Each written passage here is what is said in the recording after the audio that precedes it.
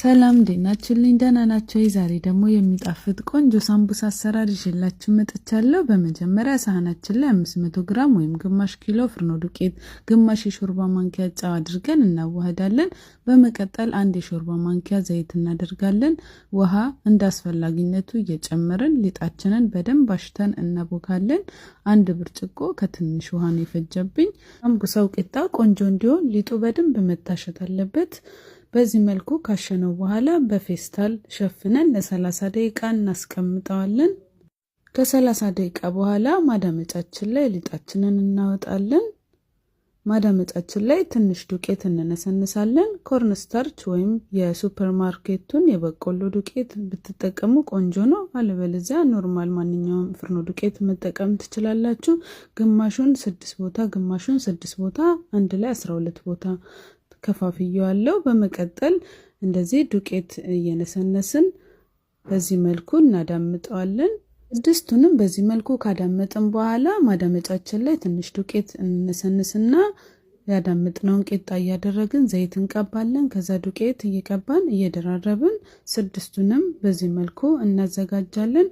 ስድስቱንም ካዘጋጀን በኋላ ቀስ አድርገን በስሱ እንዳምጠዋለን እየገለበጥን።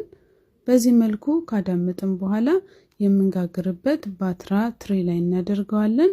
እንዳይደርቅብን ትንሽ ዘይት ከላይ እንቀባውና በ200 ዲግሪ ሴልሺየስ በጋለ ለ5 ደቂቃ ብቻ እናበስለዋለን።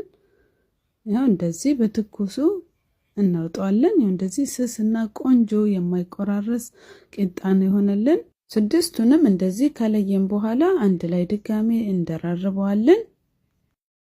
ከደራረብነው በኋላ ዳሩን በፒዛ መቁረጫ ወይም ስል በሆነ ቢላ እንቆርጥና እናውጣዋለን። የቆራረጥነውን አንጥለውም፣ ተጠብሶ ይበላል። በጣም ነው የሚጣፍጠው። በዚህ መልኩ ቆራርጠን ካዘጋጀነው በኋላ ወዲያው ፌስታል ውስጥ ማድረግ አለብን እንዳይደርቅብን።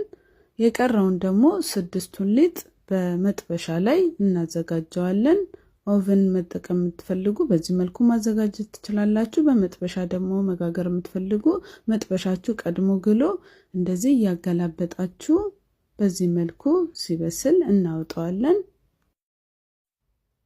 ካወጣነው በኋላ በትኩሱ በተመሳሳይ መልኩ እየላጠን 6ቱንም መልሰን ደራርበን ዳርዳሩን እንቆርጠዋለን።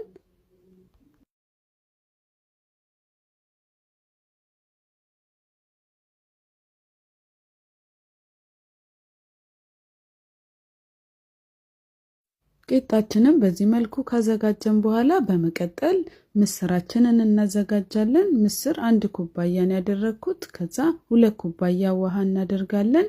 ውሃችን ሲንተከተክ ጨውን ጨምርና አነስተኛ ሙቀት ላይ አድርገን እንከድነዋለን። ምስራችን ሲበስል መጥበሻ ላይ ዘይት እናደርግና ባሮ ሽንኩርትና ቀይ ሽንኩርት አንድ ላይ ፈጭቼን ያደረኩት። ከጠበስነው በኋላ ምስር እንጨምራለን።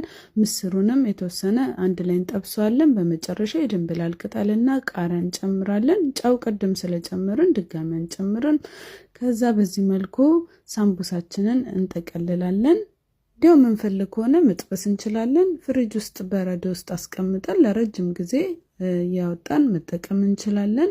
ዘይት ስንጠብስ ጋል ያለ መሆን አለበት። መጀመሪያ ልክ እንደዚህ ቀላ ማለት ሲጀምር አነስተኛ ሙቀት ላይ አድርገን ቀስ እያለ እንዲበስል ማድረግ አለብን። በደንብ ከሽ የሚል ቀን ሙሉ የማይለዝ ሳምቡሳ ይሆንልናል። እንዳያችሁት በጣም ቆንጆና ቀላል የሆነ ሳምቡሳ አሰራር ነው። በጣም ነው የሚጣፍጠው። እናንተም ሰርታችሁ ሞክሩት፣ ትወዱታላችሁ። ስለተከታተላችሁን ከልብ ነው ማመሰግነው። አስተያየታችሁን ጻፉልኝ። ሌላ የምሰራቸው ቪዲዮዎች እንዲደርሳችሁ ሂዳያስ ኪችንን ፎሎ እያደረጋችሁ። ለድምጽ ይቅርታ ትንሽ ጉንፋን ይዞኝ ስለነበረ ነው ዛሬ። በሌላ ስራ ቪዲዮ እስከምንገናኝ ቻው።